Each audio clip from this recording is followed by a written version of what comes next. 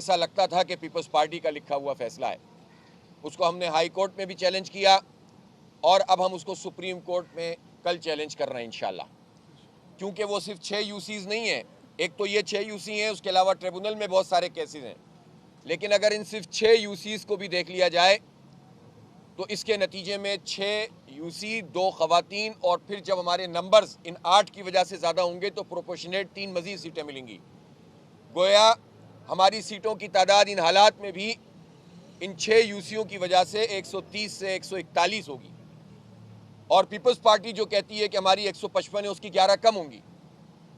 तो ये मामला तो उन 6 यूसी का है। ट्रिब्यूनल में मौजूद वो 5-6 यूसीज, बल्कि 7 यूसीज जिसको बादअज़ां कब्जा किया गया, वो अलग हैं।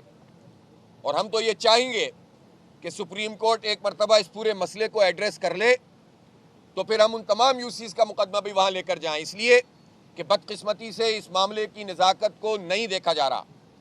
और हम सुप्रीम कोर्ट से ये अपील भी करते हैं कि मामला टेक्निकल ग्राउंड्स का नहीं है कि आप कहें कि यूसी है तो यहाँ जाओ, और ये शहर के मैंडेट का मसला है, ये शहर के मुस्तकबिल का मसला है, ये कराची के 3.5 करोड़ लोगों के मुस्तकबिल और कराची की तामीर व तरक्की का मसला है, ये पाकिस्तान की मईशत का मसला है। जिस तरह 15 साल से ये सूबा और ये शहर चलाया जा रहा है, अगर इस पर मज़ीद कब्ज़ा हो गया और ये कह दिया कि अब तो मैंडेट भी हमें मिल गया है, तो फिर आप बताएं कि यहाँ कितने कब्ज़े होंगे, यहाँ कितनी करप्शन और लूट मार होगी। उसको तो जमहूरियत का ठप्पा भी लगा दिया जाएगा। अभी तो ये बात है ना कि लोगों को मालूम है कि पीपल्स पार्टी को कराची वाले वोट नहीं देते, ये हल्का बंदियों में जालसाजी करके अपने नंबर बढ़ाते हैं। अभी तो ये बात पता है ना लोगों को कि वोट तो इन्हें 3 लाख, इतनी सारी धांधली के बावजूद भी पूरे नहीं है। जमात इस्लामी इनकी तकरीबन डबल है, और जब तहरीक इंसाफ ने हमारी हिमायत की है तो जाहिर सी बात है उसके बाद तो ये 9 लाख वोट हो गए।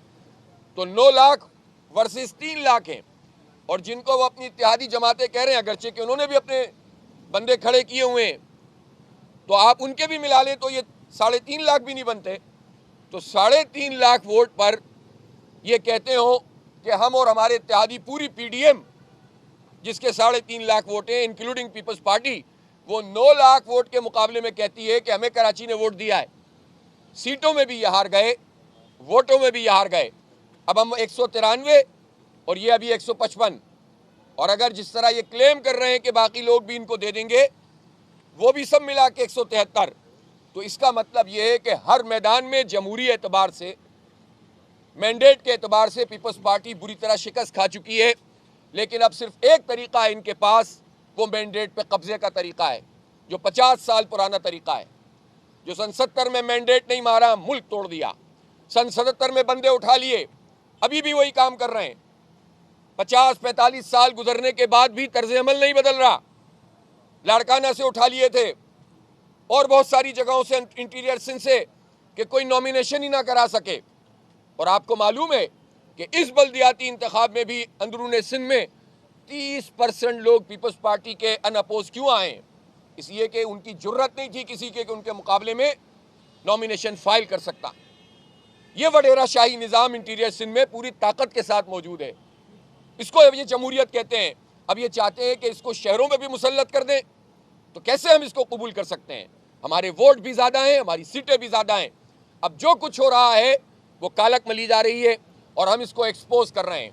अमीर जमात इस्लामी पाकिस्तान सिराजुल हक साहब ने पूरे पाकिस्तान में आज यौम एहतजाज डिक्लेयर किया है। आज पूरे पाकिस्तान के लोग इंशाअल्लाह कराची के अवाम के साथ, उनके मैंडेट के साथ खड़े होंगे। और पीपल्स पार्टी के लिए अब भी वक्त है कि जो कालक ये मलने जा रहे हैं, ये बदनुमा दाग जो बनने जा रहे हैं, अभी भी वक्त है कि वो मैंडेट को तस्लीम कर लें, ताकि मामलात अच्छे तरीके से आगे बढ़ें, इस शहर में कोई डेवलपमेंट का काम हो सके, इस शहर में कोई तामीर और तरक्की हो सके, और इसके नतीजे में ये कन्फ्रंट्रेशन की और दुश्मनी की सियासत न पनपने पाए, नफरतें न परवान चढ़ें। हम अब भी ये उनसे कहते हैं कि वो मैंडेट तस्लीम करें और जमात इस्लामी के इस मैंडेट को, कि उसका मेयर बनने जा रहा है, उसके ऊपर शबखून न मारें। अब जब आप अगर ये कहते हैं कि कोई सामने ही ना आ सके और सबको ही उठा लिया जाए, तो इसको कौन सी जमहूरियत है? ये कौन सा जो है वो इंतखाब है? और हैरत की बात है कि इलेक्शन कमीशन ये सारी चीज़ें देख रहा है, एक एक चीज़ हम उसमें दर्ज करवा रहे हैं। कल भी कुछ चेयरमैन लापता हो गए, आज भी एक आध लापता हो गए। हर चीज़ को हम रजिस्टर करवा रहे हैं, लेकिन ज़मी जुम्बद न जुम्बद गुल मोहम्मद, इनके ऊपर कोई असर नहीं पड़ता। इनको कुछ नहीं मालूम होता, जाने ना जाने गुल ही ना जाने, बाग तो सारा जाने। इलेक्शन कमीशन को ही नहीं पता चलता कि इलेक्शन यरगमाल बन रहा है। इलेक्शन कमीशन को ही नहीं पता चलता कि हल्का बंदियाँ जाली हैं। इलेक्शन कमीशन ही नहीं जानता कि वोटर लिस्टें जाली हैं। इलेक्शन कमीशन ही नहीं जानता कि मैंडेट पर कब्जा हो रहा है। इलेक्शन कमीशन ही को नहीं मालूम कि उसका अमला नतीजे तब्दील कर रहा है। तो इसलिए ऐसे इदारे का मुल्क की मईशत पे बोझ बनने का क्या फ़ायदा। इसलिए मैं हुकूमत से कहता हूँ कि इन हरकतों से बाज आएँ, लोगों को प्रोड्यूस करें, आज़ादाना तरीके से वोट डालने का हक दें और जिसकी अक्सरियत है उसको तस्लीम कर लें। इसमें शहर की भी बेहतरी है, सूबे के अवाम की बेहतरी भी है, मुल्क की बेहतरी भी है।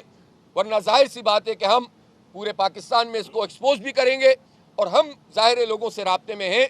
अल्लाह ने चाहा इस वक्त भी पोजीशन ऐसी है कि अगर इन्होंने सारे ही लोग नहीं उठा लिए अपने नंबर्स की बुनियाद पर, तो जाहिर सी बात है कि जब लोग प्रोड्यूस होंगे इंशाअल्लाह तो वो जमात इस्लामी का मेयर मुंतखब हो जाएगा और फिर इंशाअल्लाह जमात इस्लामी सबको साथ लेकर चलेगी और ये शहर आगे बढ़ेगा।